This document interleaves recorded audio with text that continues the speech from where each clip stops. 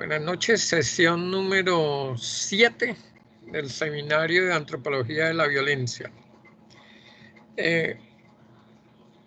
Comencemos con la propuesta que hacía Ana de, como estamos tan poquitos, pues mantener la estructura del seminario, pues solo con el que hace el protocolo. Y Ana proponía partirlo en 2 sesiones o dejar una sesión más corta y reducir lectura para poder sacarle más provecho a la lectura. ¿Esa es la idea, Ana?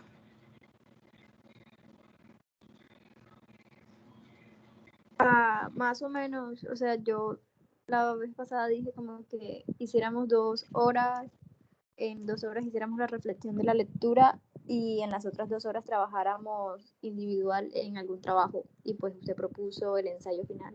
El ensayo final, ya. Bueno. Bueno, ¿qué opina Diego y Oriana? Sí, creo que sí, estoy de acuerdo. Es por mayoría consensuada. Este martes recuerden invitar a amigos de ustedes. Mauricio, no vamos a leer nada de Mauricio, porque pues mi interés en Mauricio era como unir algunas de estas cosas que hemos leído, de estos artículos, y Mauricio, pues por su conocimiento que he tenido como investigador con comunidades indígenas y como comunidades negras, pues ha visto un poco y conocido y de pronto ha escrito, pero yo no lo he visto nada, pero de pronto como ha escrito tanto, Mauricio Pardo, cuestiones sobre violencia, ¿cierto? Y esto para plantear, alguien me escribía y en una corta reflexión que hacíamos antes de despedirnos en la sesión que no tuvimos en el martes, yo le decía a Diego y a Ana que teníamos una problemática más compleja de lo que parecía, y era porque si miran y si hacemos como un balance de las lecturas y más que un balance, como mirar desde dónde el focalizador, ¿cierto? El focalizador en literatura es desde dónde habla, de la primera, segunda, tercera persona del plural o la primera, segunda, tercera del singular, ¿cierto? Pero si uno mira y pone el focalizador en la mayoría de las lecturas, inclusive en las colombianas en los 3 colombianos que hemos invitado, el focalizador se pone a un lado de la violencia, ¿cierto? Es decir, como antropólogo, yo estoy observando la violencia. Sigue siendo yo sujeto y la violencia objeto, ¿cierto? Pero, y son todas las lecturas, de una u otra manera, ¿sí?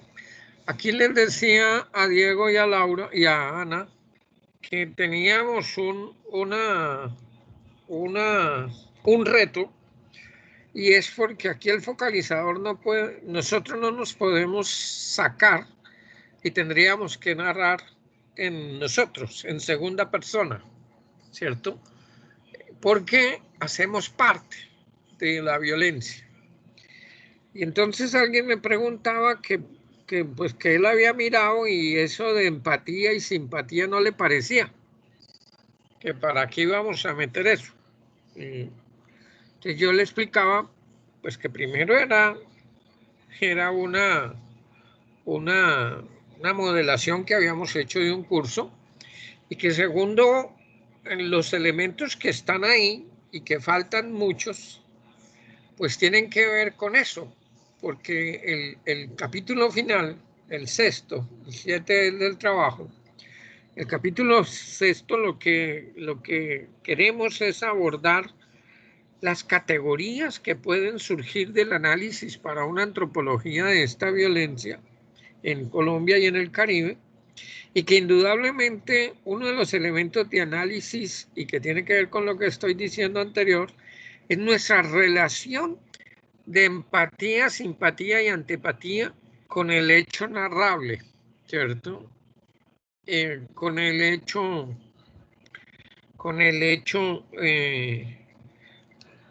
violento que se trate. Si ustedes miran la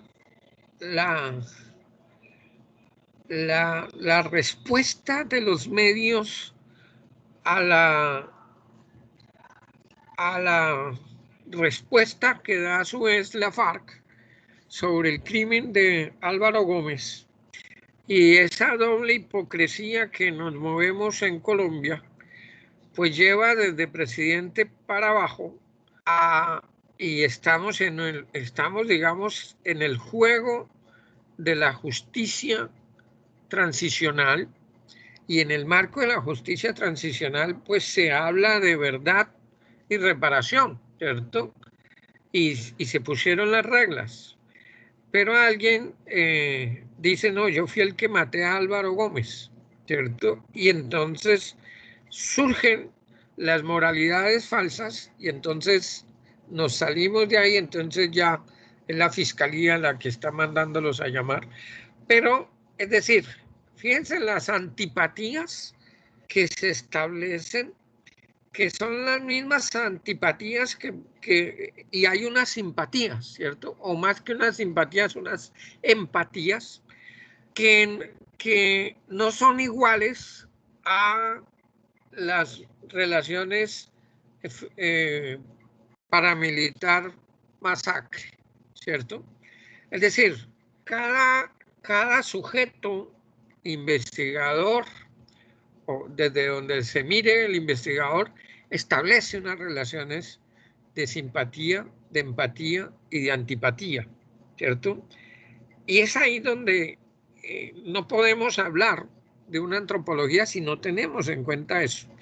Entonces, si miran las lecturas que hemos hecho, el narrador se acerca desde afuera, ¿cierto? Desde la tercera persona. Sigue siendo una narración en tercera persona y él nos incluye en la violencia y eso hace que tengamos la oportunidad de ir más allá, inclusive, si recuerdan la conferencia de Miriam Jimeno, la pregunta que le hacía a alguien, creo que era Ana o la misma Oriana, no recuerdo, y dijo, no, es que yo no voy a decir nada sobre violencia porque no he trabajado en violencia, en esa violencia. Entonces, buena parte de la investigación, de los investigadores se han apartado por X o Y razón. Entonces, aquí hay algo que debemos tener en cuenta y es cómo en ese sexto capítulo que lleguemos, en ese sexto tema, pues tenemos algunas categorías de análisis para desmontar esa relación de lejanía y montar una relación de proximidad, ¿cierto? Es decir, Ana planteaba en la sesión que no hicimos de que ella no, afortunadamente, no había tenido un vínculo con la violencia y que cuál sería su posición. Yo creo que todos, consciente o inconscientemente, como colombianos, tenemos un vínculo con la violencia, ¿cierto? Y no sé si alcanzaron a ver el documental que les envié, ¿sí? Sobre la líder norteamericana Angela Davis, ¿sí? Sí. Bueno, yo creo que lo que ella plantea nos cala a nosotros también. Es decir, en esa medida, la violencia se nos ha metido a nosotros, así como a Angela Davis, su condición de mujer negra la ha mantenido en el discurso de la violencia y otro que venga y le diga que si eso no es violento, pues entonces ¿cuál es la violencia, cierto? ¿A cuál violencia? O sea, que para que usted esté tranquilo, yo no debo hablar de violencia, ¿cierto? Para que los otros estén tranquilos, nosotros no debemos hablar de violencia ni sentirnos violentados. Ese es un elemento determinante, en este caso, digamos, para hablar de una antropología. ¿Les parece? Sí, profe. Sí, señor. ¿Vieron lo de Angela Davis? ¿Alcanzaron a verlo? Sí, profe. Sí, Bueno, ustedes dos que, Ana y Oriana, que están trabajando sobre mujer y violencia, pues creo que son elementos importantes. Dejé precisamente, creo que les va a servir mucho el texto de Rita Segato Araldós, porque realmente da unos elementos para el análisis de las violencias sumamente fuerte, pero entonces quiero dejarla para el final de la sesión. Quisiera comenzar con Recasens, Andrés Recasens Salvo, que es un profesor de la Universidad de Chile, la Universidad Católica de Chile, y se ha paseado por buena parte de las universidades chilenas y algunas universidades europeas y latinoamericanas. En un artículo bastante interesante, Aproximaciones antropológicas al fenómeno de la violencia, ¿cierto? Me parece que el primer capítulo, o una primera parte del capítulo, tiene que ver con eso que se plantea Appadurain sobre la necesidad. Miraron el concepto de etiología, que también lo usa Rita Segato. La etiología, pues, es la disciplina o la ciencia que estudia las causas iniciales, ¿cierto? Entonces, es necesaria una etiología en la violencia. ¿De dónde surge la violencia? ¿Cierto? ¿Cuál es el principio de la violencia? ¿Por qué surgen las violencias? Y ahí creo que tenemos la necesidad de que Mauricio y las lecturas que hemos hecho de antropólogos pues nos confirman pues que la violencia surge de una condición determinante de las sociedades. Tanto Ferrandis como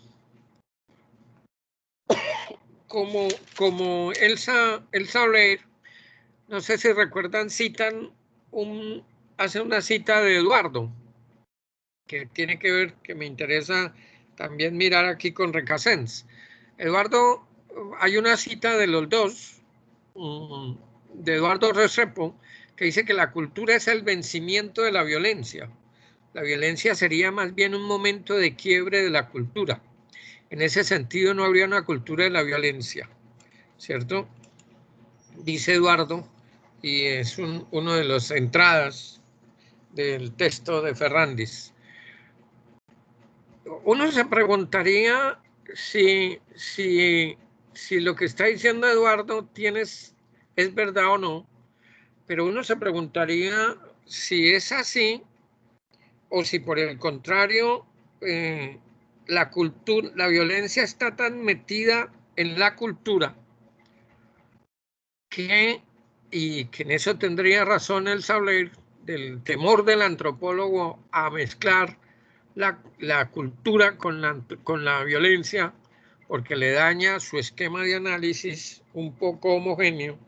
Pero uno pensaría si Eduardo ahí está siendo también un poco esencialista en plantear pues que la cultura no tiene nada que ver con la violencia, en la medida en que es un quiebre, ¿cierto?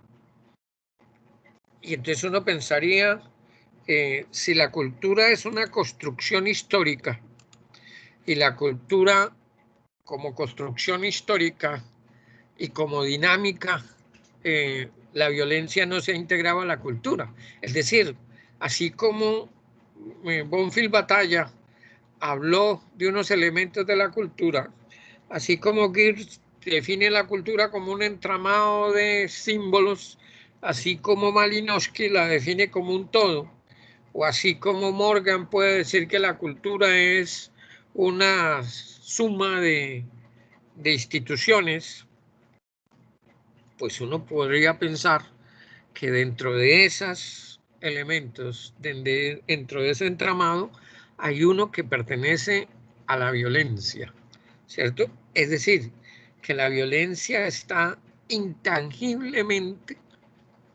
atravesada en toda la cultura y que en algunos momentos propicios de dinámica que se detonan en la cultura, esa violencia sale. Y claro, ahí entiende uno cuando dice Recasens que hay que hacer una etiología de la violencia, pues habrá que mirar las formas primigenias que dieron pie a la violencia, ¿cierto? Y cómo esas violencias, dice Recasens, en pleno, que es lo mismo que planteó Appadurain, en plena era de la globalización, pues se volvieron mucho más contundentes y mucho más frecuentes. Y ahí tiene Recasens una frase bien interesante cuando plantea que la violencia no es una cosa, ¿cierto? A veces vemos la violencia como una cosa. Recuerden el término de Durkheim que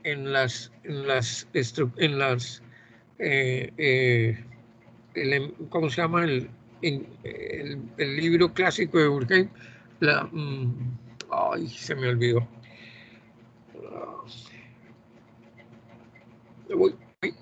Las reglas del método sociológico. Y una de lo que plantea Durkheim en las reglas del método sociológico es que hay que reducir todas cosas para desde la cosa nombrarla. Uno podría pensar, y es lo que han hecho algunos politólogos y antropólogos, de reducir la cosa, la violencia a la cosa. Y por lo tanto la cosa, yo puedo moverla o yo puedo eliminarla. Pero Recasens dice que la violencia es un proceso y no una cosa. Y hay que tratarla como un proceso. Y eso es muy importante a la hora de comprender las dinámicas de la violencia, ¿cierto? Y las formas de contrarrestar la violencia, ¿cierto? ¿Por qué? Pues porque si la violencia está insertada, en la cultura, pues quiere decir que es un proceso. Y nosotros nos hemos amoldado a ese proceso y nos hemos mimetizado en ese proceso y hemos tenido conciencia de ese proceso. Y ahí uno entiende a los autores que hemos leído, a Benjamin o a todos en general, de pensar que como somos conscientes de la violencia, pues a veces, y es lo que denunciaba Hannah Arendt en el juicio a Eichmann, ¿cierto? No veía a un sujeto depravado, sino veía a un sujeto normal, Eichmann, quien había sido uno de los grandes gestores de los campos de concentración. Pero que el fracaso de los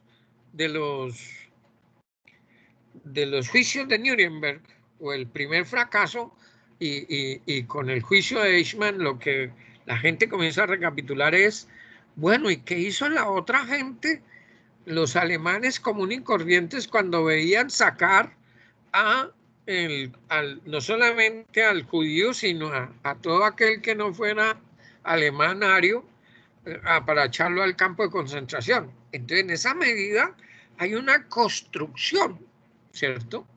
Hay una construcción cultural de la violencia que sale a flote, ¿cierto?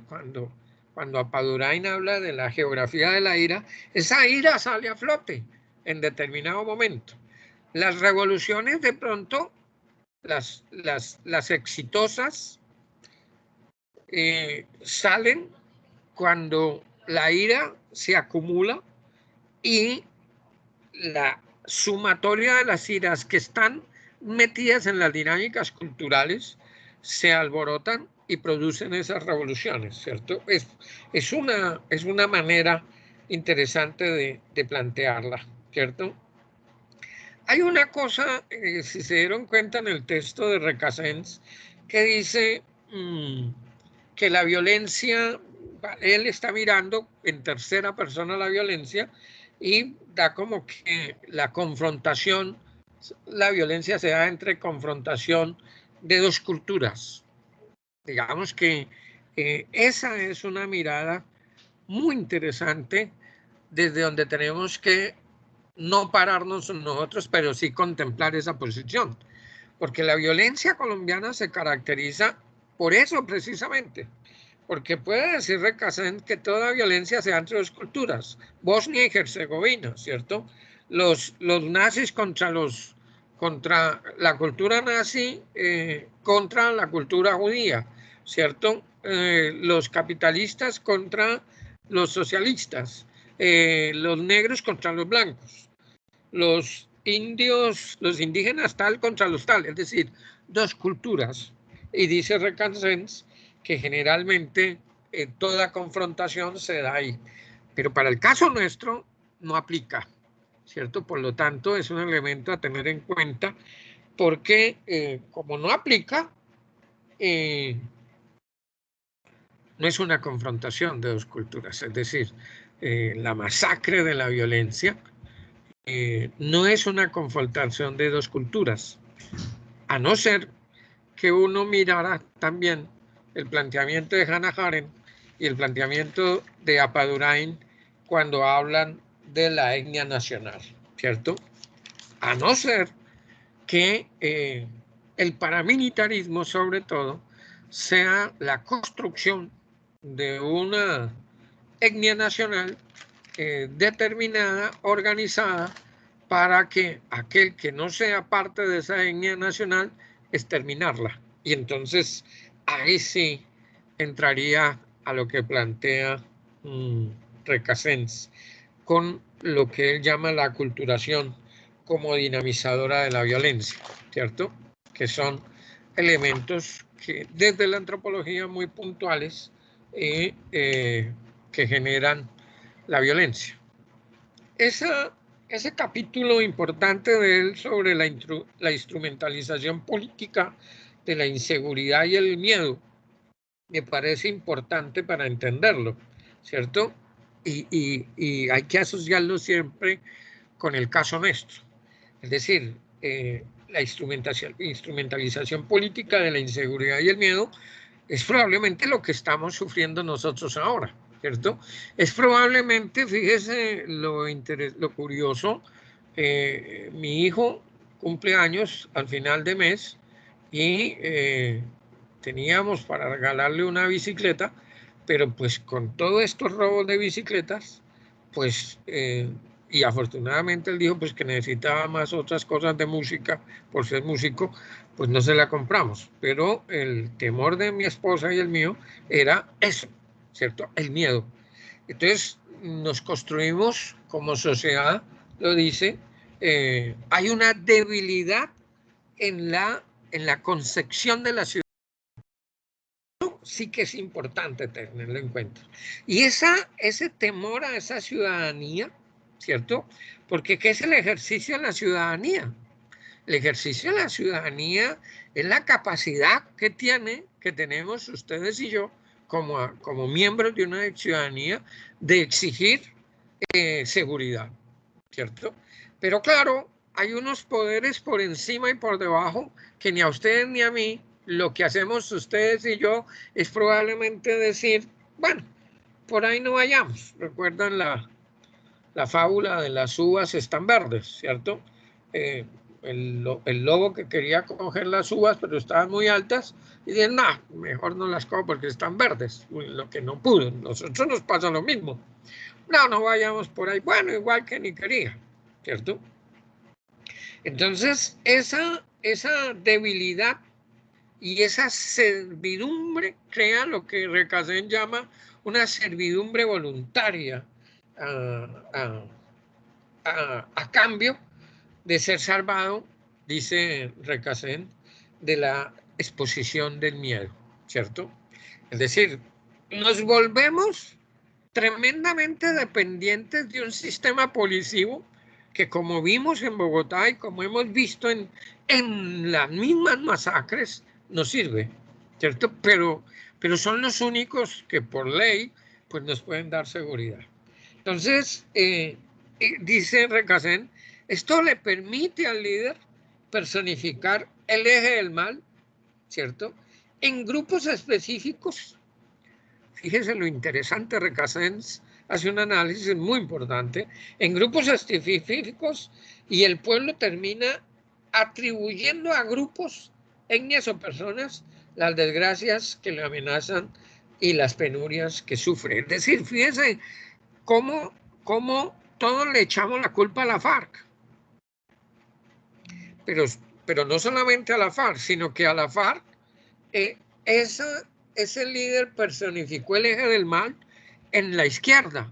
Y entonces la izquierda en Colombia se volvió el eje del mal y nosotros no somos mejores porque la izquierda, que es comunista y que el comunismo es ateo y que el ateísmo es pecado, pues nos ha retrocedido sistemáticamente en nuestro desarrollo.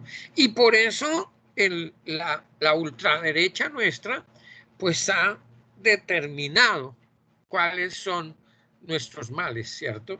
Y ante ese miedo que ha colaborado con los medios de comunicación orales y escritos, pues que nos bombardean diariamente, pues creamos una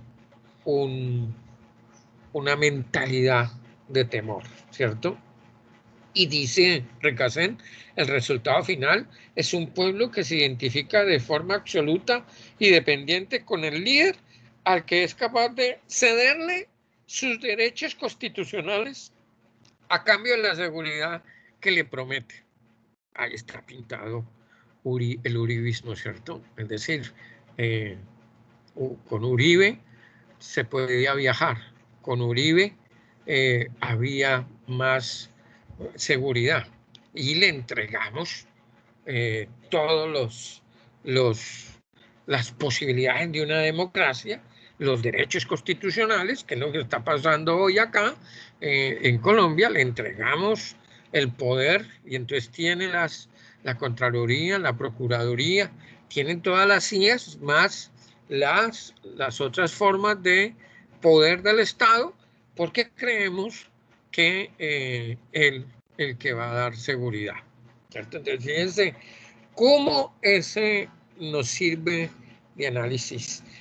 Y el último capítulo es la cultura y la norma arbitraria, que me parece interesante de mirar esas concepciones que tenemos los antropólogos del relativismo cultural, ¿cierto? Del etnocentrismo y del relativismo, y de cómo esas mismas formas, para el caso del relativismo, generan y esa dispersión del relativismo, ¿cierto?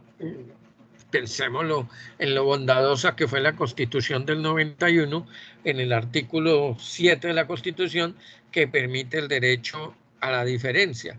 Pero la diferencia, que todo el mundo tiene derecho, pues es tremendamente perseguida, tremendamente cosificada y señalada, ¿cierto? Entonces se vuelven sujetos perseguidos, se vuelven minorías perseguidas, y entonces pues pierden su condición como grupo étnico. Y los etnocentrismos, pues que lo vivimos constantemente, lo definen pues en moderado, militante y radical, pero que esos etnocentrismos pues somos el producto de una cadena de etnocentrismos escalonados, ¿cierto? Decía Beltrán, venimos del etnocentrismo europeo y pasamos al etnocentrismo norteamericano, no dejamos el etnocentrismo, lo simulamos y entramos en el etnocentrismo bogotano, y aquí en Bogotá y en Santa Marta, entonces entramos a algunos etnocentrismos subregionales ¿cierto?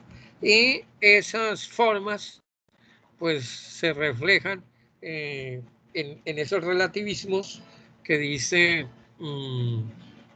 que plantea Recasens y que me parecen interesantes, sobre todo cómo se relativizan esas particularidades históricas, pero esas particularidades históricas también tienen unas consecuencias políticas, ¿cierto?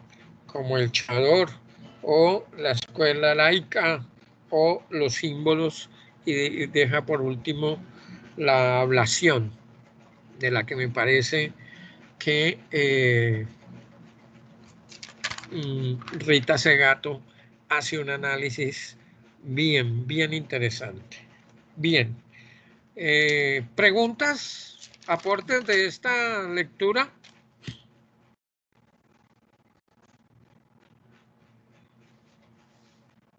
Profe, también, no sé si me escuchan bien, Sí, muy bien. que el autor recalca las problemáticas que deja la violencia en los ámbitos, o sea, en contextos limitados. Por ejemplo, habla de que hay problemáticas en torno a que no solamente es una problemática que se ve en términos de físicos o psicológicos, sino que también hay una transformación negativa en el ámbito sociocultural. También hace énfasis en esos aspectos de esas implicaciones a largo plazo que tiene la violencia no solo a nivel individual, sino a nivel social. Claro, claro. Sí. También quisiera resaltar algo que en Afrocaribe y Raizal el profesor llamaba discriminación positiva en torno a la prohibición del chador. El autor habla de 3 amenazas de coacción que atentan contra el desarrollo pleno humano y pleno. Está la violencia, pues, las sociedades que desvalorizan a las personas por ser diferentes, los grupos que estigmatizan a sus individuos, a sus miembros que deciden ser diferentes, y aquellas sociedades mayores que valorizan la diferencia y que obligan a los miembros de esa cultura a permanecer ahí, y que si se salen de esas dinámicas o si se atreven a ser diferentes, de pronto pueden perder algunos derechos, pueden perder pues la tradición o la ancestralidad. Y también me llamó la atención eso, que es otra forma de violencia a la que hace referencia el autor. Sí. Una parte Sí. que a mí me gustó, que es parecida con eso de la amenaza instrumentalizada que hace, es algo parecido, y es de que él propone de que debemos analizar la violencia más allá de la que es visible para nosotros, y que así como analizamos los actos terroristas, hay que analizar también el terrorismo del Estado y la violencia que él comete, que obviamente es invisible para nosotros. Y me gusta el ejemplo que pone de los jóvenes en los estadios, y yo creo que ahí se podría transformar como a la realidad de aquí, y es como analizar detrás de los atracos que hay a los buses en Tasajera, analizar la violencia del Estado que hay atrás, el abandono, la pobreza y la falta de condiciones para el desarrollo de esa comunidad. Entonces me parece bastante interesante esa parte.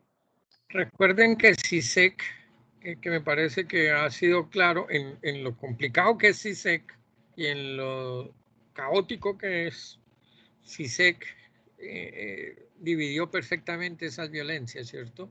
En la violencia objetiva y la violencia subjetiva. Y esa violencia objetiva es una violencia simbólica, ¿cierto?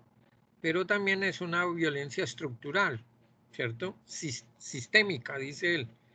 Es decir, somos violentos, y hay unas violencias que aparecen en la medida en que se han construido históricamente, en que se refuerzan a través de procesos como el que usted está poniendo que hace Recasens, ¿cierto?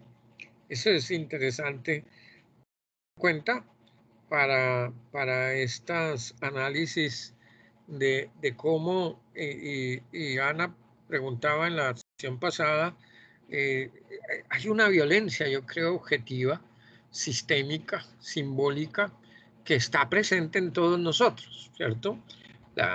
No sé hasta qué punto, y ese sería un trabajo interesante de hacer, hasta dónde, digamos que ese era el objetivo del Centro Nacional de Memoria, ¿cierto? Pero una cosa interesante de análisis es cómo el Centro Nacional de Memoria, que se construye para mantener la memoria, ¿cierto? Y poner a flote esa violencia sistémica y ponerla en discusión, esa violencia sistémica y esa violencia simbólica, cómo ese mismo centro de memoria se convierte en un desmemorizador sistemático de la memoria oficial, ¿cierto? Y cómo con Santos el objetivo era una cosa, y cómo cuando sube o vuelve a subir Uribe a través de este tipo,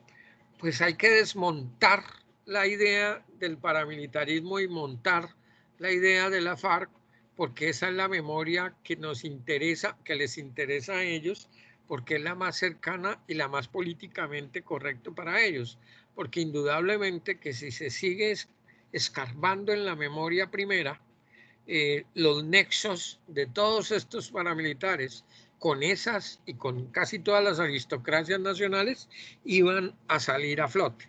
Entonces fíjense cómo el ejercicio de la memoria sistémica y simbólica, y como lo dicen todos, pues la memoria es política y contribuye a deteriorar. Entonces, hoy uno pensaría en jóvenes como ustedes, por ejemplo, que estudian antropología para más, cómo se ha desvanecido, si se ha desvanecido la imagen de la masacre, la imagen del desplazamiento, la imagen de la desaparición forzada. Y cómo en algún momento, para algunos de ustedes probablemente, se va a confundir guerrilla con paramilitares. Pero como hay una incisión más fuerte hacia la guerrilla, entonces vamos a terminar uniendo guerrilla con paramilitar en las memorias de muchos de ustedes jóvenes, y entonces vamos, como lo paramilitar se está saliendo del discurso, ¿cierto? A través de los instrumentos que tiene el Estado, y a la imposición de esas memorias, de esa violencia sistémica, pues vamos a terminar pensando, muchos de ustedes jóvenes, más adelante, bueno, aquí ¿quién fue el malo? ¿La guerrilla o bueno, los dos fueron malos, pero ¿quién fue más perverso? ¿La guerrilla o los paramilitares? Y entonces uno ya ve jóvenes que dicen, eso fue lo mismo, ¿cierto? Entonces ahí ya fíjense lo importante de la pregunta que ahí se hace, para pasar al texto de Fernández, que es una pregunta que se hace interesante, ¿cierto? ¿Para qué estudiar la violencia? Él es un poco optimista, dice que al final, recuerdan que dice que sí, el futuro de la antropología de la violencia, como para hacer una antropología de la paz. Eso es bonito, ¿cierto? Pero no sé hasta dónde en un país tan desarticulado como el nuestro nosotros podamos hablar de una antropología de la paz. ¿Sí? ¿Alguna otra pregunta de Recasens? Profe, precisamente referente a ese a esa tercera amenaza que habla Recasens, ¿no sería una forma también de esencializar como la cultura desde la institución o desde el Estado, desde la sociedad mayor, como él lo plantea ahí? Sí. ¿Esencializar en qué medida, Diego? Como lo que veníamos hablando, lo que venía planteando usted, que se pone a la cultura como una escultura o una sociedad, algo monolítico que no sale de sus estructuras, que es determinada y que no pueden, en la que no pueden haber individuos que piensen diferente a lo establecido o que no reflexionen sobre su misma cultura. Sí, pero fíjese que ahí yo entendería la pregunta, pero mire que ahí hay una discusión y que la profundiza mucho más Rita Segato, ¿cierto? Pero pues los tres casi que la toman, ¿cierto? Y es que uno se preguntaría, bueno, si llegamos a la conclusión aquí en el seminario que somos violentos, no es que seamos violentos por naturaleza, no, como la película, no, ¿cierto? Pero lo que uno sí podría pensar, y eso habría que profundizarlo, es que en la cultura está presente la violencia, y eso es innegable, ¿cierto? Y hay antropólogos que hablaron de las relaciones maniqueas de la cultura, es decir, en la cultura está el bien y el mal, ¿cierto? Y por eso el artículo de Rita Segato se llama así, las estructuras elementales de la violencia, ¿cierto? ¿Por qué? Porque ella toma el texto de Lévi-Strauss, las estructuras elementales del parentesco, ¿cierto? Y lo que uno podría entrar a analizar es si, porque claro, toda cultura tiene clara la violencia, ¿cierto? Y miremos lo que aún en las culturas más modernas, si es que hay una categoría de cultura moderna, o más antigua, más ancestral, toda cultura se mueve en el maniqueísmo, el bien y el mal. Es decir, toda cultura tiene Dios y diablo. ¿Y diablo qué es? Mal, el mal. ¿Y el mal por qué genera el mal? Por la violencia, ¿cierto? Es decir, ¿por qué el diablo llegó a ser diablo? Por la violencia. Algo hizo malo. Así como la excusa que tenemos absurda de los muertos nuestros, algo tuvo que hacer, ¿cierto? Bueno, ese en principio, el mal surge por esa dualidad. La dicotomía, o lo que llama Lévi-Strauss, las relaciones binarias de contraposición, ¿cierto? Entonces uno podría decir, claro, la cultura presenta un mal, pero la cultura tiene unos elementos que por ejemplo, analiza Rita Segato y analiza Recasens en lo que se llama la ablación, por ejemplo, ¿cierto?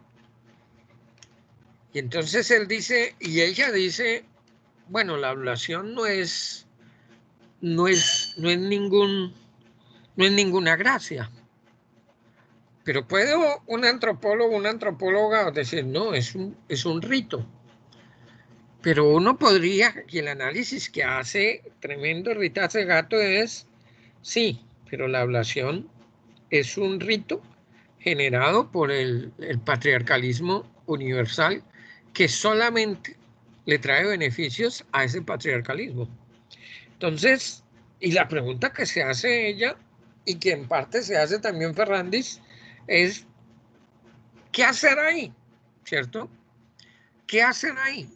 Sí, pero pues que eso lo vamos más en detalle con Segato. Bien, Ferrandis, tuve la oportunidad si han visto una conferencia mía en España, Ferrandis es el profesor que está ahí, que me presenta. Es un profesor de la Universidad Autónoma de Madrid y investigador del CSIC, y tiene un seminario muy importante sobre violencia. Pero claro, sus estudiantes, a los que yo les di esta conferencia que está por ahí, no sé si la vieron o la han visto en algún momento, ¿no? ¿No la han visto? No. Mierda, Diego, usted no fue el que me la subió y todo. No, ¿a dónde? A la página que está. Bueno, les voy a dejar de tarea para. ¿Cómo llamó Ana lo que vamos a hacer ahora a las 2 horas? ¿Sincrónico o diacrónico? Y asincrónico. Trabajo asincrónico. Profe, Bueno, pero déjenos el link. sí, no, es que el link estaba en el. Oiga, ustedes casi no miran el. Bueno, ahora se los mando el link. Pero Ferrandis es un antropólogo no forense, sino que se especializó en hacer una simbología de las tumbas y fue uno de los antropólogos que llamó el rey cuando iban a sacar hace poco a Franco del gran panteón de los héroes que tenían a Franco en medio de los grandes héroes de la guerra civil, siendo que Franco era pues un tirano, un facho tremendo, y a él lo tenían en el panteón de los héroes. Entonces había una disputa muy histórica, pues imagínense, Franco muere como en el 74, 75, y desde ahí hasta acá peleando si él merecía estar ahí o no estar ahí. Yo tuve la oportunidad de una cosa lujosa. Era como si ahora que ojalá se muriera Mancuso o uno de estos desgraciados, pues lo fuéramos a enterrar a la catedral de Colombia o a la catedral de Santa Marta, ¿cierto? En la misma vaina. Aquí al tipo lo enterraron con los soldados, con la gente que peleó en la guerra civil, y a él lo pusieron ahí. Y entonces él fue uno de los que encargaron para sacar los restos de Franco y meterlos en otra parte. Entonces su artículo pues también es desde la tercera persona, ¿cierto? Si se dieron cuenta. Comienza con algo interesante que han planteado todos, y él dice que la violencia es el producto de unas relaciones de poder generalmente asimétricas.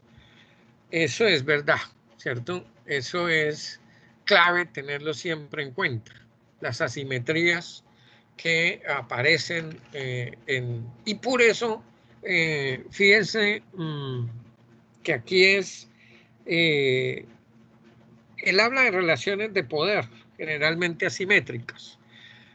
Y uno podría pensar que violencia es sinónimo de guerra. Sí, en muchos casos violencia es sinónimo de guerra civil o de guerra internacional, no importa. Pero aquí viene otra caracterización de nuestro conflicto, que es uno de los más, para mí, uno de los más importantes de discutir más después, y es que no se puede hablar de guerra en nosotros porque no había guerra, ¿cierto? Si dejamos hablar de guerra es naturalizar o consentir el hecho violento, porque claro, en la guerra sí hay, digamos, hay unas disposiciones, hay unas disposiciones, ¿cierto? Pero claro, acá hay una, como dice Ferrandis, hay unas relaciones de poder asimétricas, pues porque usted no tiene armas y el otro sí. Usted está formado para la guerra en una masacre. Lo menos que piensa alguien, primero es que está en guerra. La gente del Caño Clarín, o la gente de la Ciénaga, o la gente de Minca, o la gente de los Montes de María, lo que menos pensaban era que estuviera en guerra y que alguien les fuera a matar en la madrugada, ¿cierto?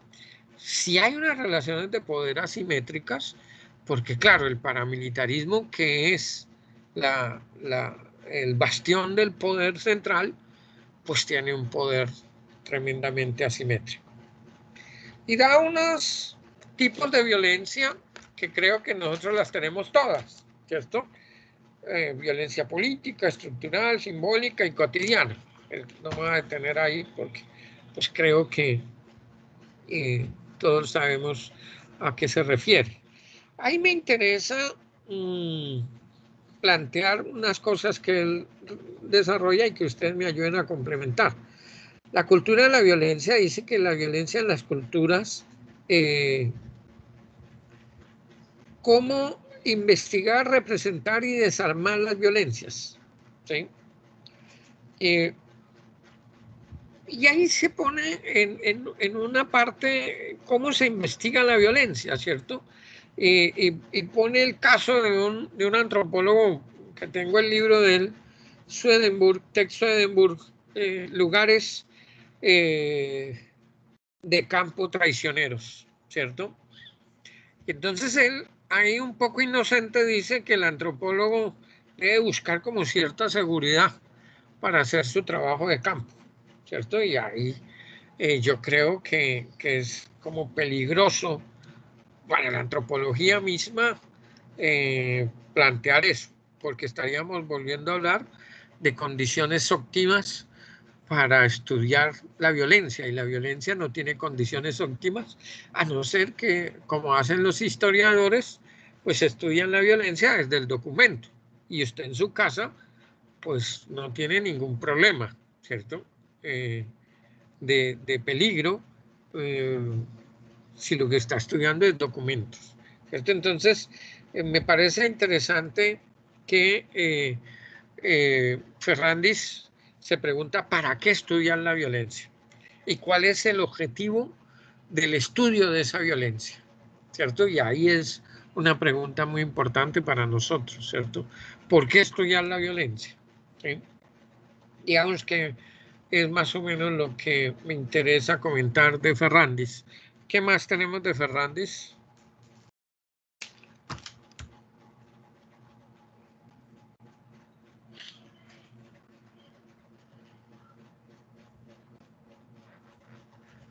¿Mm?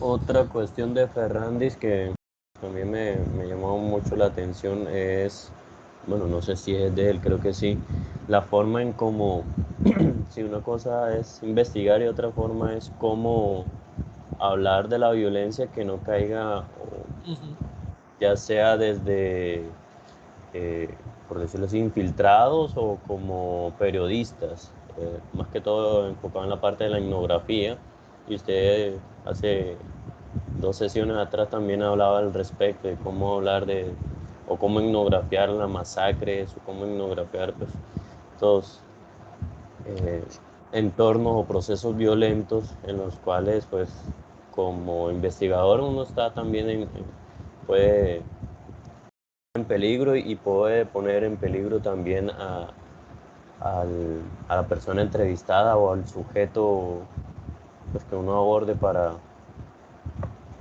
investigar al respecto. También. Ahí yo les preguntaría, frente a eso que está planteando Diego, que dice Ferrandis, ustedes como investigadoras y están pensando en sus tesis en violencia, tanto Ana como Oriana. Y comenzamos con la pregunta que me hacía alguien sobre la empatía y la simpatía y la antipatía. Y volvemos a lo mismo, ¿cierto? Ferrandis está narrando desde la tercera persona, ¿cierto? Y pone el caso, hace el juicio que está planteando Diego. Hay que, un poco como se ve en la televisión, en los corresponsales de guerra que se ponen un chaleco y van dando cámara y nadie le dispara porque hay una convención mundial que usted, si es periodista, la Cruz Roja no le dispara. Pero eso es en estas violencias de guerra, pero en estas violencias nuestras eso no funciona. Luego, el análisis que hay que hacer es desde otro punto de vista, ¿cierto? Es decir, el resultado, eso no estaría dentro, no me las imagino a ustedes si están trabajando con mujeres violadas en un pueblo, pensando en que porque son estudiantes o son antropólogas, no van a ser violadas, ¿cierto? y que por la inmaculadez que dé el título no van a ser tocadas. No, aquí hay un problema, y es que la violencia nuestra no come de, de códigos ni de ningún tipo de parámetros legales, ¿cierto? Entonces, fíjense que ahí hay un elemento de análisis muy importante cuando hablamos del focalizador de la violencia, desde el focalizador que narra la violencia. ¿Sí?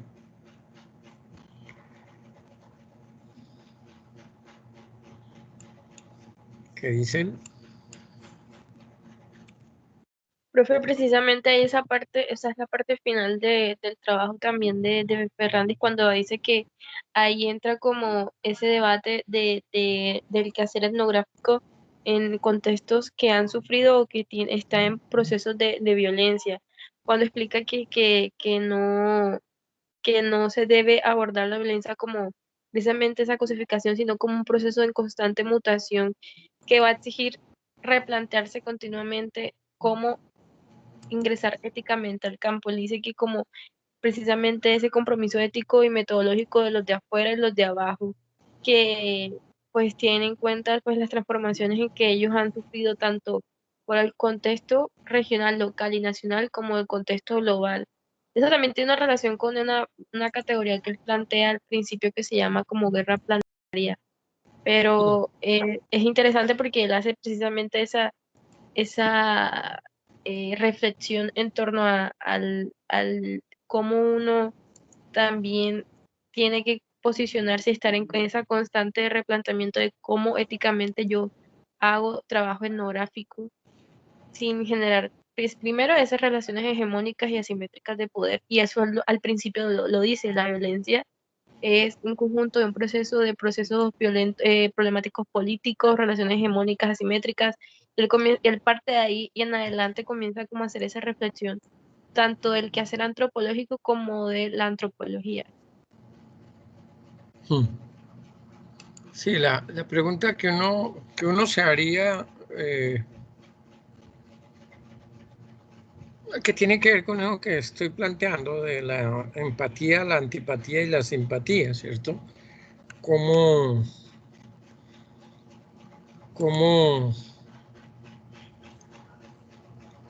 se puede ser, digamos que la ética en antropología tiene un canon y unos códigos específicos, ¿cierto? Pero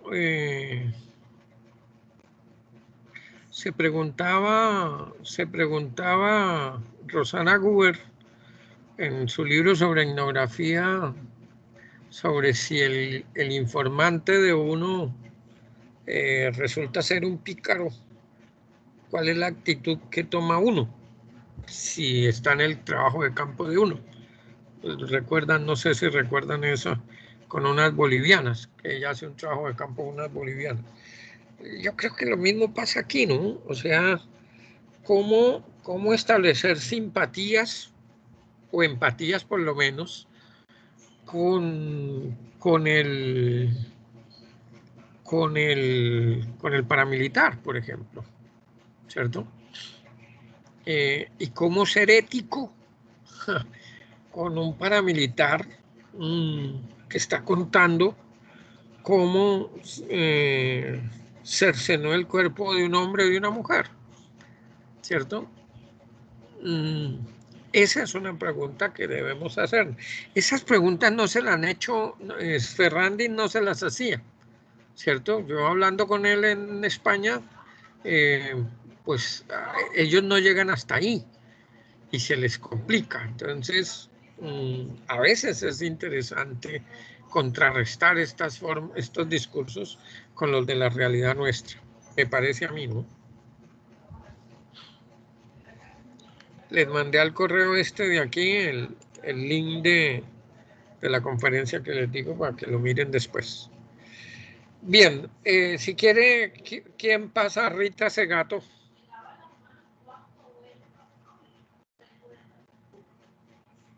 Es un texto que Bueno, estamos, nos tanto a volamos Ana una parte como a Oriana. importante, nos volamos la parte importante del texto de Ferrandis, que es la última parte en donde él dice que cuál es la importancia de la antropología. Él propone de que hace que los antropólogos debemos salir más allá de esa academia, y así como nos interesamos en producir textos y como nos interesamos también en asistir a charlas académicas, debemos crear unos relatos que lleven esas narrativas a la audiencia pública y que se pueda hacer un cambio en la sociedad con la que estamos estudiando, no solamente como algo que obtenemos para la academia, sino también algo que retribuimos a la comunidad. Sí, sí, sí, el problema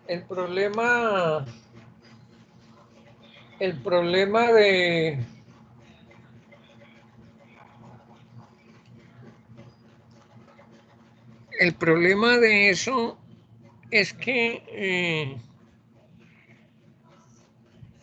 yo, o sea, lo veo yo porque lo veo yo en la medida en que es muy, tanto Ferrandis como, si se dieron cuenta y lo que han leído de Elsa Blair, son muy académicos en el fondo, ¿cierto?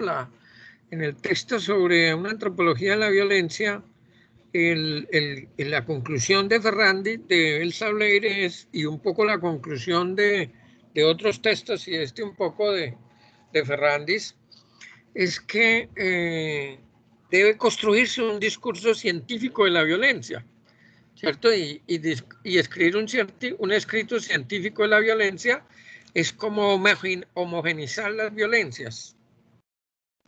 Esa vez no le discutí a la señora, pues porque no me interesaba, no la conozco muy bien y pues no era el espacio.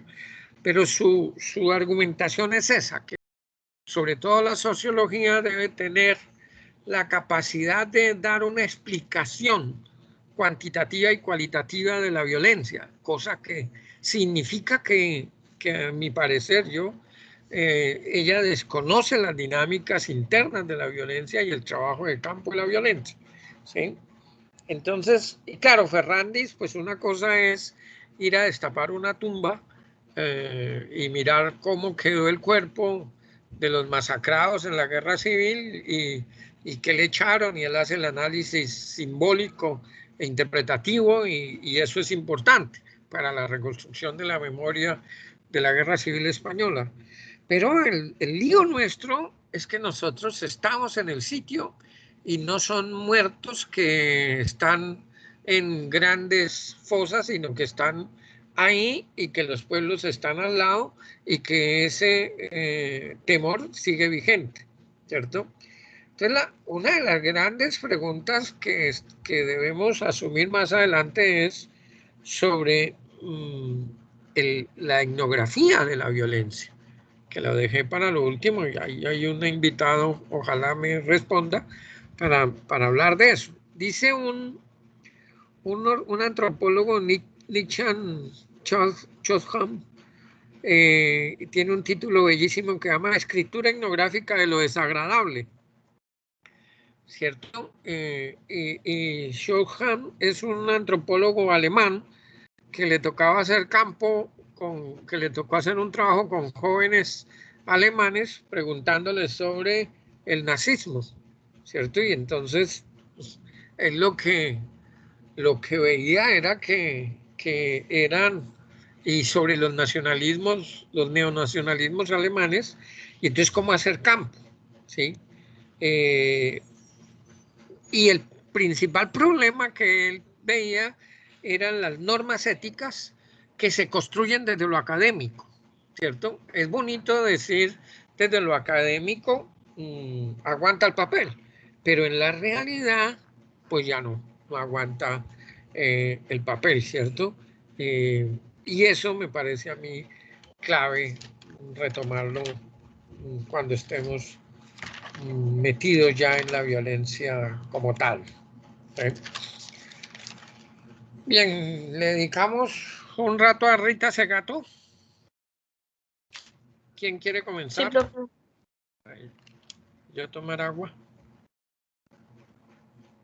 yo creo que para Oriana y para Ana Gabriela, Rita Segato es columna vertebral en su trabajo, ¿cierto? ¿Lo sintieron así?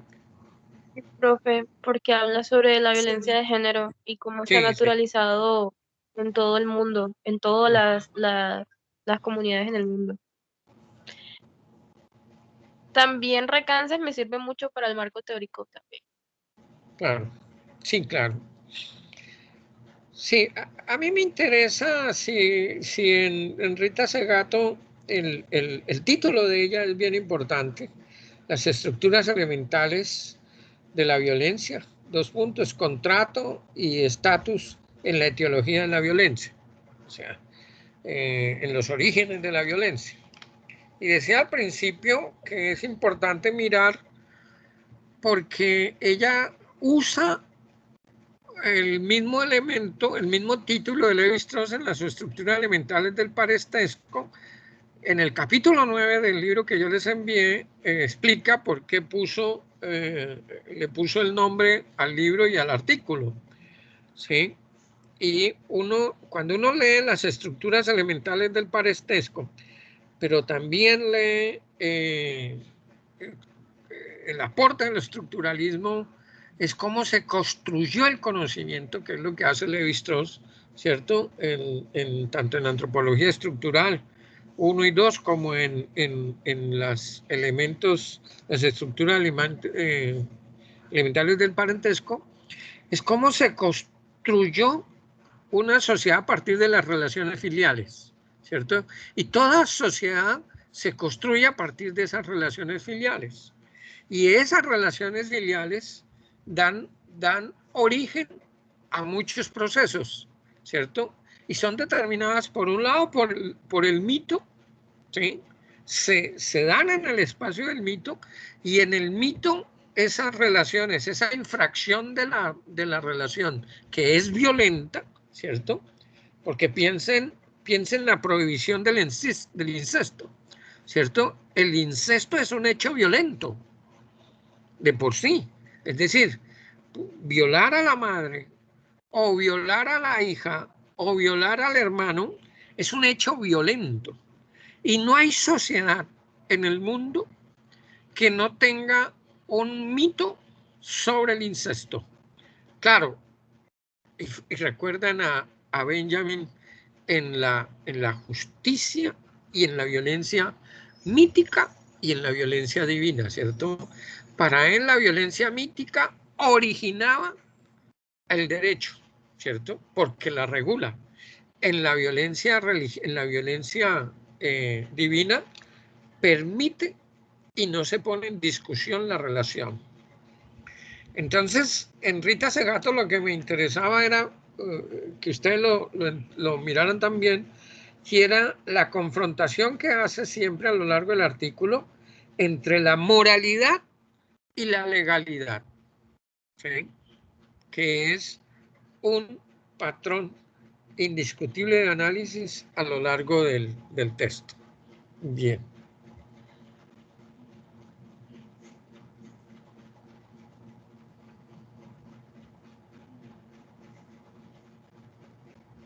¿Sí? Profe, yo de ese texto hice al comienzo, bueno, antes de llegar a la moralidad y la legalidad, hice como una reflexión partiendo de que ella dice de que para erradicar la violencia de género no es necesario crear leyes bueno, leyes, se me olvidó la otra palabra, sino que también es necesario erradicar esos comportamientos que hemos naturalizado a través de la historia y que son esos los que finalmente llevan a la violencia. Entonces yo de ahí hice como estaba pensando, y es de que, así como en el texto de Muchenblet, anteriormente esa cultura de la violencia que había se pudo erradicar a partir, sonará como si estoy leyendo porque lo escribí para que no se me perdiera nada. Entonces es como, bueno, en el texto de Muchenblet, esa normalización de la violencia que había se erradicó a partir de las leyes que creó el orden, el Estado, en comillas, de ese tiempo, y la Iglesia. Entonces yo me pregunto cuál era bueno, y eso lo hicieron con leyes y como con un discurso moral que se realizó desde la iglesia. Entonces, la pregunta para mí era, ¿qué papel tiene la iglesia hoy en día si son ellas mismas los que se encargan de promover un discurso que pone en desigualdad a la mujer y que finalmente es lo que conlleva la violencia entre género? Entonces, de ahí yo partí de que, bueno, yo creo que el papel que tenía la iglesia hace mucho tiempo lo tienen hoy los medios de comunicación, puesto que estamos en una nueva era. Y bueno, me atrevo a decir que hay muchísimas más personas hoy en día conectadas al celular, viendo las noticias, leyendo los periódicos, de las que están en una iglesia. Entonces, la responsabilidad que tiene de cambiar esos comportamientos los tendrían hoy los medios de comunicación y, o sea, ellos son los que son los encargados hoy en día de repartir y de producir unos nuevos discursos que destruyan esa normalidad que hemos construido con el tiempo.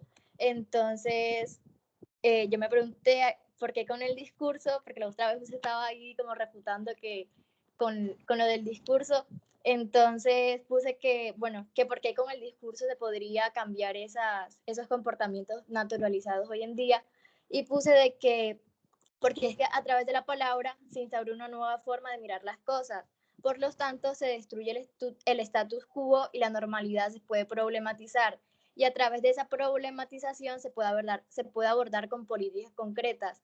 Y un ejemplo que puse fue cómo anteriormente se denominaban crímenes pasionales y cómo eso, al cambiar a feminicidio, se pudo problematizar y se pudo abordar con políticas concretas y se pudo penalizarlo y castigarlo.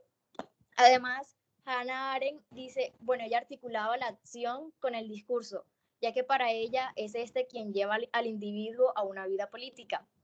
Entonces, ya en resumen, el papel que tenía la iglesia hace un tiempo de erradicar esa violencia que se tenía, lo tienen hoy los medios de comunicación, puesto que hay más gente, o sea, los medios de comunicación de masa sobre todo, porque hay más gente que acude a ellos que los que acude a la iglesia, y ya. Sí, sí, fíjese, Ana, que hay un pedacito de, porque lo que usted está planteando que está retomando de Rita Segato es como que sería la pregunta de todos también, y que se hace Fernández, ¿no? ¿Qué hacemos? Y dice Rita Segato que, voy a leerlo textualmente, la antropología afirma que hasta las prácticas más irracionales tienen sentidos para sus gentes. Eso ya lo habíamos visto en Hannah Arendt, ¿cierto? Es decir, tienen sentido para sus gentes. Obedecen a lógicas situadas que deben ser entendidas a partir de vista de los actores sociales que las ejecutan.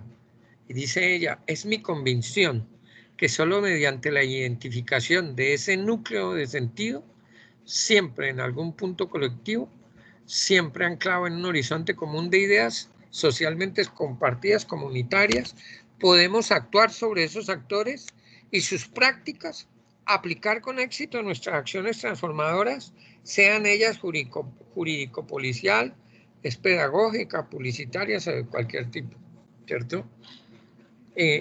Aquí lo importante es mirar que cómo identificamos esos sentidos, ¿cierto? ¿Cómo identificar eso que usted está planteando de cómo las formas católicas o cualquier forma de religiosidad son generadoras de violencia, o cómo los medios de comunicación? Pero también la pregunta que se hace aquí es que solamente nosotros, o la convicción de ella, es que mediante la identificación de los sentidos, ¿cierto? ¿Cuál es el sentido de eso? ¿Cierto? ¿Cuál fue el sentido de la masacre? ¿Cuál fue el sentido de la violencia? Para poder comprender el proceso. Tiene abajito una frase muy bonita que dice, hacer teoría sin acción es soñar despiertos, pero la acción sin teoría amenaza con producir una pesadilla, ¿cierto? Eso me parece determinante en este trabajo que estamos haciendo, ¿cierto? Por eso A veces le decía a Diego que no podíamos quedarnos solo en la anécdota. Bien. Profe, yo creo también que ese gato coloca un punto muy importante. Que, o sea, yo siento que eso es, o sea, yo cuando leo esas cosas creo lo relaciono mucho con el caso colombiano, de que en Colombia hay muchas leyes, hay muchas políticas públicas, por ejemplo, hay un enfoque diferencial de género, pero no se aplica, ¿no? Entonces ella habla de que ella, cuando usted habla del tema del espacio, de la moralidad y de la legalidad, ella habla precisamente de que o sea, aunque esas leyes, aunque haya como unas leyes especiales o enfocadas a la mujer precisamente por el papel histórico de subalternidad que ha tenido, hay un sistema patriarcal detrás de esas leyes. Es decir, que hay todavía incluso como unas creencias y una perspectiva de mundo que igual moldea moralmente el por qué se hacen. Por ejemplo, ella coloca ejemplos de violaciones y ella dice que como usted había dicho al principio, la cita que ella hace al principio, que desde ese núcleo, de ese entendimiento, el núcleo que la comunidad o el contexto entiende estas problemáticas, estos fenómenos, es donde se puede entender la razón de ser de los mismos, ¿no? Entonces ella explica precisamente que esa moralidad está infundada en un sistema patriarcal que ya conocemos, pues las perspectivas, la razón de ser de esa visión de mundo. Entonces ella explica precisamente que en la mayoría de estas narrativas por parte de los victimarios es que como ese discurso de moralidad, y que precisamente cuando ella comienza a hablar de derechos humanos, derechos de las mujeres y derechos de los pueblos, ella dice que precisamente es la dignidad de la mujer la que define esos derechos y hasta dónde llegan también. O sea, no sé, ella dice que el cuerpo de la mujer se ve como en medio de todas estas complejidades. Entonces yo creo que sí, hay el conflicto también grande en términos de violencia de género, es que digamos que hablando en términos como de CISEC, hay una violencia objetiva, sí, pero en términos de esa violencia simbólica que representa la moralidad que se constituye el sistema patriarcal, es difícil que incluso cuando estas personas saben que está pasando esto, que esta sujeta tiene todas unas complicaciones históricas, por ejemplo, el feminismo, cuando los hombres dicen que son feminazis, que no sé qué, incluso siendo conscientes de estas repercusiones históricas que tenemos como sujetas, todavía hayan aspectos que se esconden o que se atraviesan por la moralidad del sistema patriarcal, de lo que es digno, de lo que es, cuando ella habla de la mujer deshonesta, cuando una mujer está dentro de los estándares modernos, cuando, o sea, yo creo que ella problematiza mucho esa relación de ley y moral, porque está completamente todo el tiempo complejizada y nunca, o sea, no está realmente de acuerdo, ¿no? O sea, eso es como, vamos a poner como las leyes, como cuando las frases que dicen como que es como para nomás solucionar un poquito, pero realmente no soluciona nada, ¿sí me voy a entender? Yo creo que por eso ella dice que es una relación contradictoria, precisamente porque está complejizada o sea, como por lo material, pero no por la proyección simbólica que sí realmente representa. Sí. Y también en términos interseccionales, ella lo menciona ahí. Ella habla, por ejemplo, de que no es lo mismo ser mujer en una comunidad indígena, y eso tiene otra serie de diferencias múltiples, habla ella. Y yo creo que también ahí entra hay un texto que habíamos leído, bueno, creo que ustedes no estaban en esa clase con la profesora Castañeda, que habla sobre, la mismo el sexo, es la misma la raza para el sexo, no me acuerdo el género para la etnia, no me acuerdo cómo es el título, pero ella explica cómo, por ejemplo, el tener una posición étnica, una posición social, también delimita cómo se te va a tratar desde tu posición de género y cómo se ve esa relación interseccional entre la posición social, relación étnica pues tu posición y autorrepresentación de género. Entonces yo creo que es como algo, es como un sistema, es precisamente una estructura que está dentro del sistema patriarcal que también como complejiza todas las demás relaciones. O sea, es como una montaña rusa donde todo depende de una cosa a la otra y una cosa te lleva a otra cosa. Claro, yo creo que el texto lo que nos pone por un lado es que las problemáticas de género van mucho más allá que simplemente la igualdad de hombre y mujer, ¿cierto? Y da muchos elementos para aplicarlos a nuestro contexto, ¿cierto? Y pone muchos ejemplos que sería interesante debatirlos con otros profesores, por ejemplo, sobre el Caribe y sobre la idea del Caribe, ¿sí? Eh, por ejemplo, en, él hace una alusión a Dubois, el líder negro norteamericano, es uno de los primeros críticos contra el racismo norteamericano. Entonces, ella se pregunta, haciendo alusión a una frase de Dubois, dice Dubois, les perdonaré muchas cosas al sur blanco en el día del juicio final. Le perdonaré su esclavitud, porque la esclavitud es un viejo hábito del mundo. Le perdonaré su lucha por una bien perdida causa y por recordar esa lucha con tiernas lágrimas. Le perdonaré lo que llaman orgullo de la raza por la pasión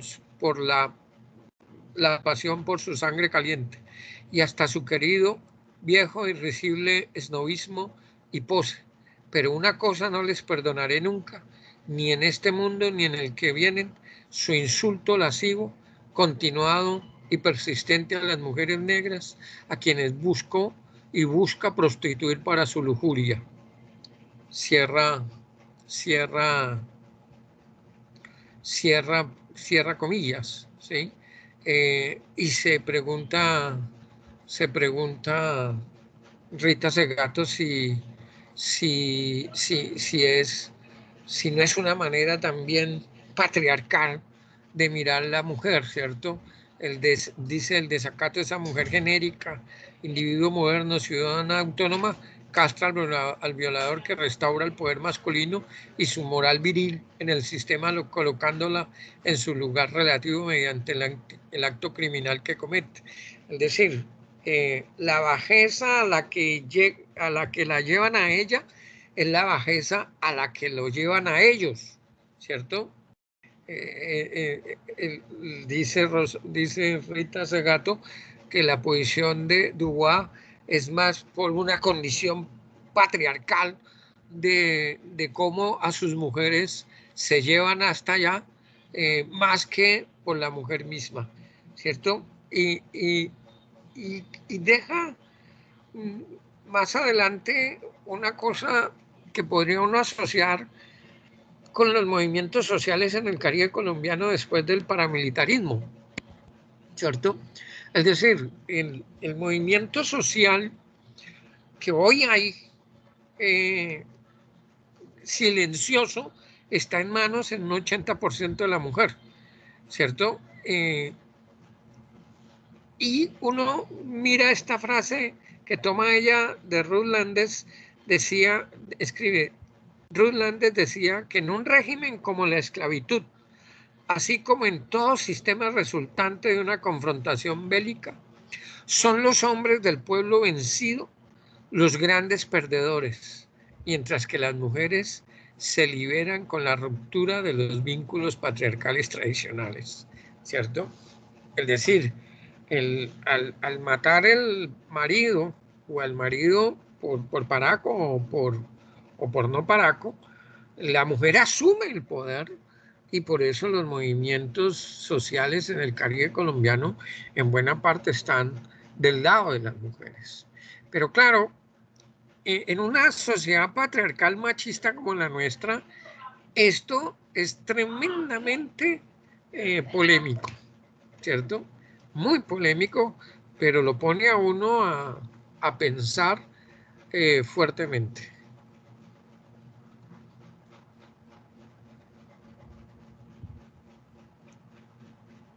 ¿Sí?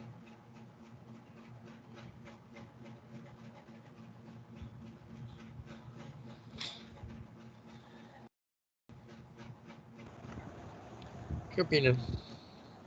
En relación a lo que mencionaba Oriana frente a pues, toda esa serie de políticas que se han creado, ahí sí cabría lo que habla CICSEG, la tolerancia como una categoría ideológica.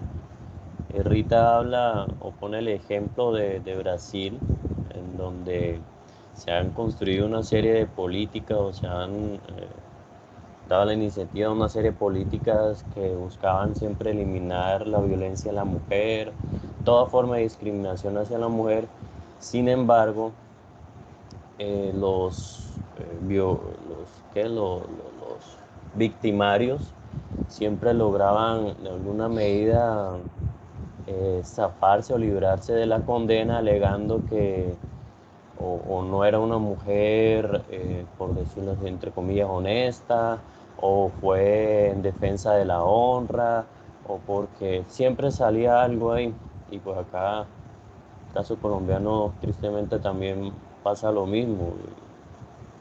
Entonces ahí está como, si no se hace como una especie de seguimiento o veeduría ciudadana, por decirlo así, a todas esas políticas que se están sacando, pues van a quedar en el papel y de ahí no va a pasar nada y se seguirá una especie o seguirá presentándose todas estas problemáticas en donde pues el papel de la mujer estará muy divinizado, la feminidad de la mujer estará muy divinizada, que si se sale o rompe esos esquemas, pues ahí Rita Segato habla de cómo el atentado violento al pudor o cómo el violador pues justifica su accionar mediante cuando una mujer rompe los esquemas, se sale de lo establecido. Claro, es que ahí creo, Diego, que hay que echarle una leidita al texto de Levi-Strauss, porque cuando ella llama las estructuras elementales de la violencia, una parte de la explicación de nuestra violencia está ahí, ¿cierto? Y pone varios ejemplos. Es decir, cómo mi condición moral, cómo la condición moral de la mujer frente al patriarcalismo, al patriarcalismo desenfrenado en sociedades como la nuestra, elimina la condición legal de la mujer, ¿cierto? Y pone varios ejemplos. Un ejemplo que uno podría mirar es en la violación, ¿cierto? En la violación, la mujer, y lo he visto en los ejercicios que he hecho de reconstrucción de memoria, cómo los tipos violaban a una mujer o una niña, pero la niña, para no decir nada ni que generara estigmatización en su padre y en sus hermanos, no decía nada. Entonces, fíjese que lo plantea ella.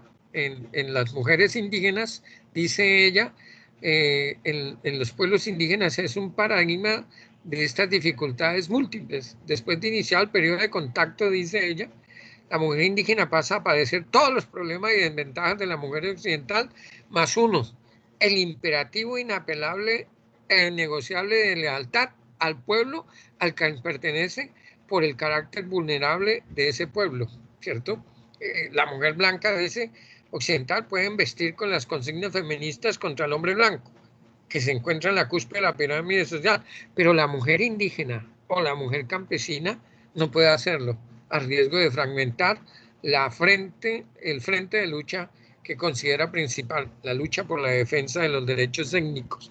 Es decir, fíjese la complejidad a la que podríamos llegar de análisis, ¿cierto? ¿Cómo cuánta violación hay? No solamente violación de tipo físico, sino de todo tipo, y cómo por mantener la idea de étnica, pues no hay denuncia. Y la mujer se tiene que comer eso en carne propia, ¿cierto? Y esos elementos son muy, muy constantes en el análisis de nuestra violencia, ¿sí? Y eso sí que es importante sacarlo aparte y mirar ese proceso en el marco de estas antropologías de la violencia. ¿No les parece?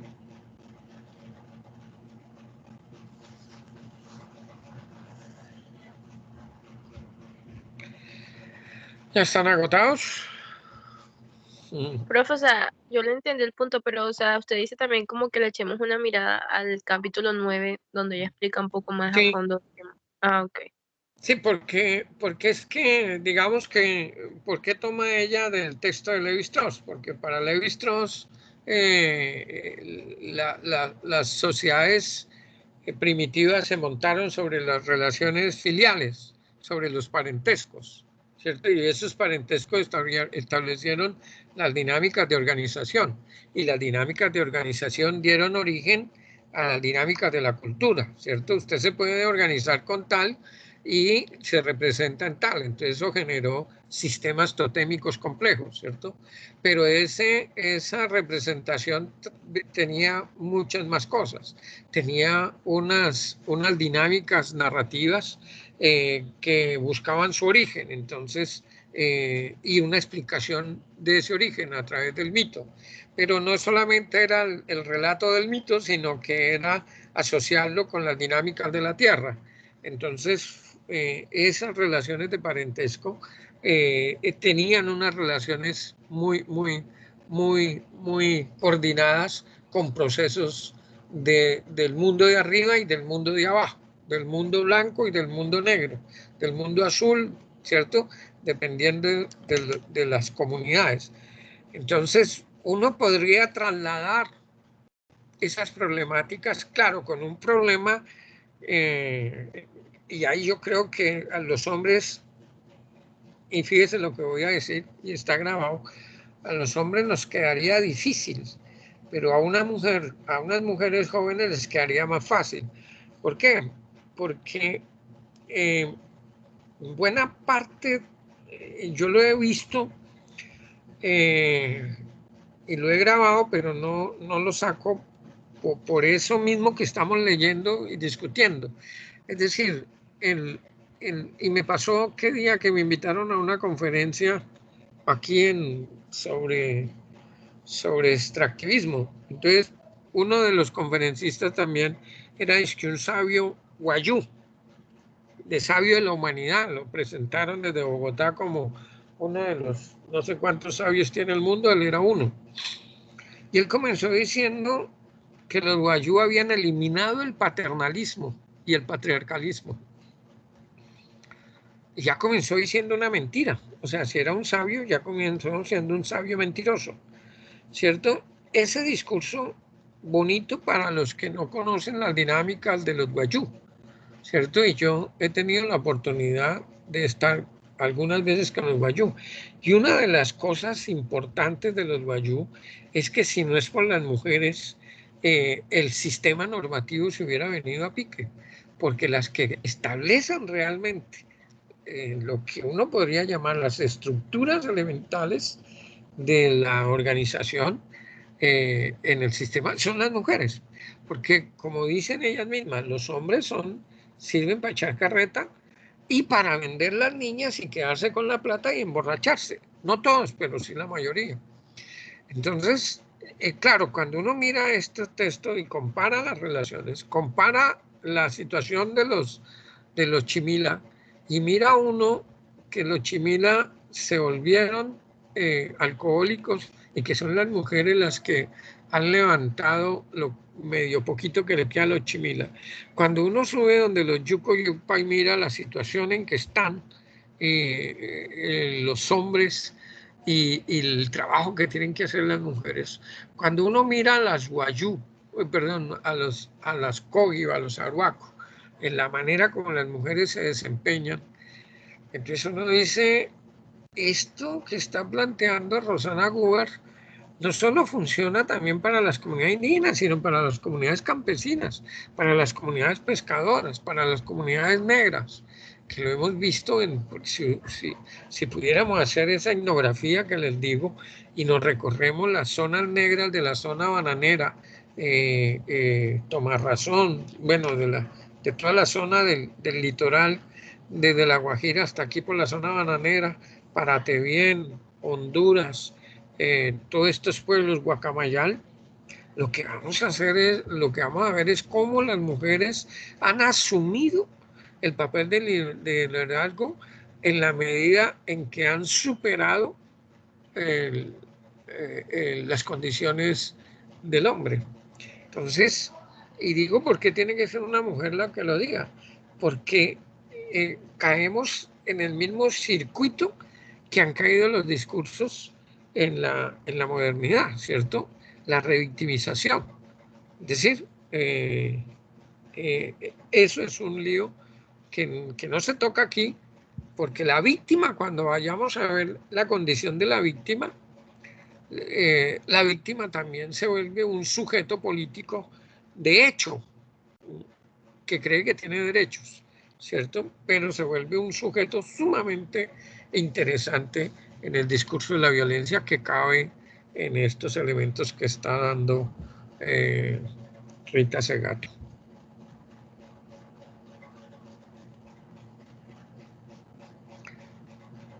No sé si haya más.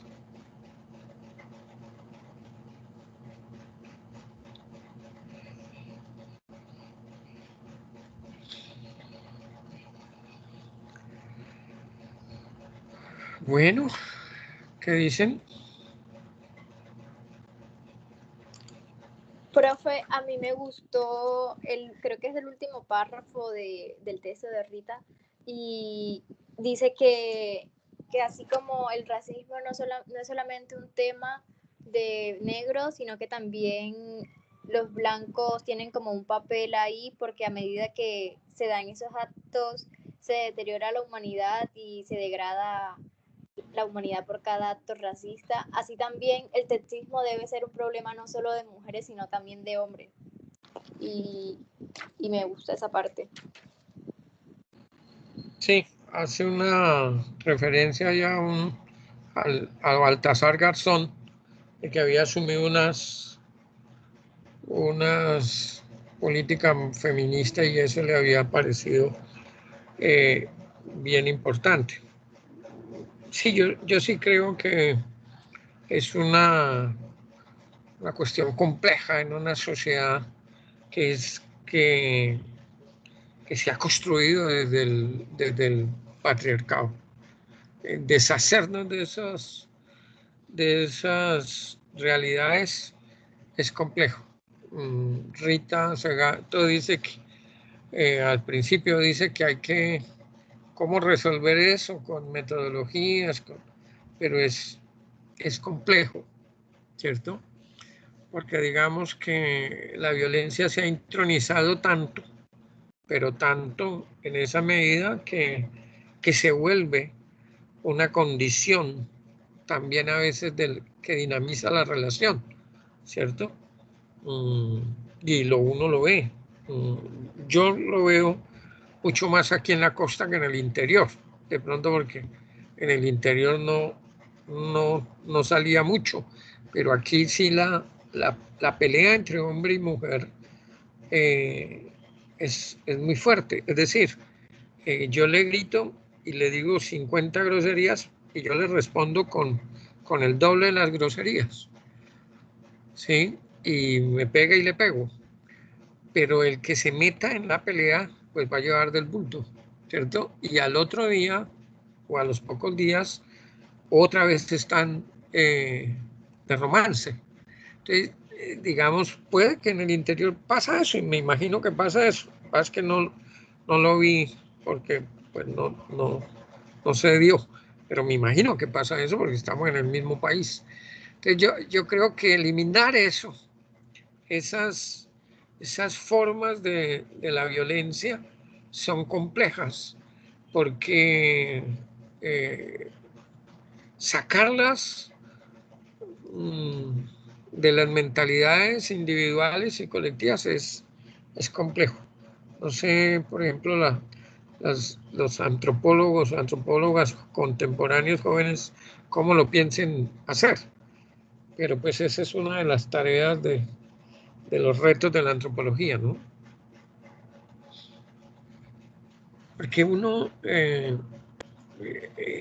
dos jóvenes que trabajaron conmigo en Oraloteca, 4, los 4 duraron, 2 sobre todo, duraron más de 4 años en los acuerdos, escuchando los acuerdos de la verdad, en la justicia restaurativa, escuchando paramilitares, más de 4 años, todos los días, ¿cierto? Entonces, por charlas que he tenido con uno de ellos, haciéndole etnografía, lo que he podido sonsacar es que uno se preguntaba, bueno, la mamá de, por decir algo, de Otero, un paramilitar de aquí de Santa Marta, que tiene a su vez más de 300 muertes, del bloque ciudadano de aquí de Santa Marta, que cuando yo grabé toda la audiencia pública en el 2016, que está grabada, el tipo apenas tenía 37 años y venía matando desde los 13, desde los 14. Él mismo dijo en la audiencia que no se acordaba cuánta gente había matado, ¿cierto? Entonces la mamá, él le preguntaba sobre la mamá y la mamá decía, no, mi mamá me daba la bendición, ¿sí? Me daba la bendición para que, pues, que no me fueran a matar. Es decir, ¿y la bendición qué es? Pues la aceptación, la protección. Entonces, ahí, y claro, ella era el producto de esto que estamos leyendo y estamos hablando, una construcción patriarcal en donde no tiene otra alternativa que desearle el bien a su hijo, que vaya y mate a gente inocente. Entonces, eso es lo que me parece a mí más complicado de entender la antropología de la violencia. No sé si ustedes hayan pensado en eso alguna vez.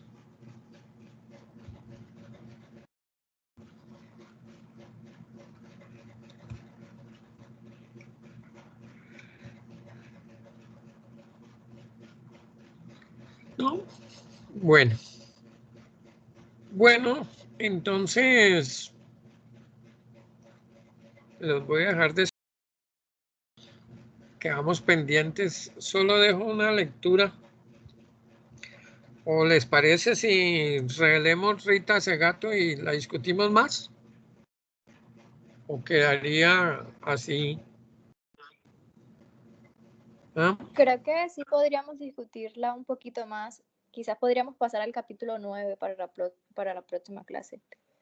Bueno, pues leamos el 9, aunque el 9 lo que explica es el porqué, pero también da unas conclusiones interesantes. Entonces, volvamos a leer el capítulo que leímos y el 9. Y entonces le dedicamos un rato y el otro rato porque Mauricio entra a las 5. Y puede de 5 a 7. Entonces, pues el lunes arranquemos nosotros a las 3 para ir de 3 a 5 nosotros y a las 5 darle la apertura y escucharlo y preguntarle. ¿Sí? Listo, profe, sí. Bueno, profe.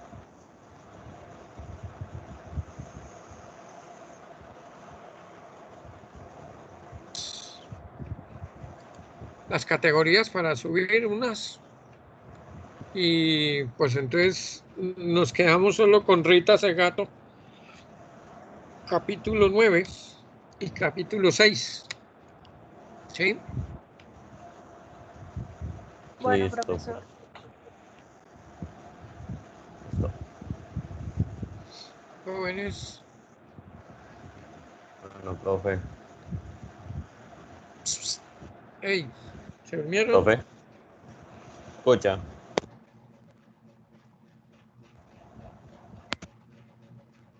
Niños. Profe. Profe, no nos escuchó. ¿No me escucha, profe? Diego, Ana, Profe, Oriana. Sí, profesor, estamos hablando.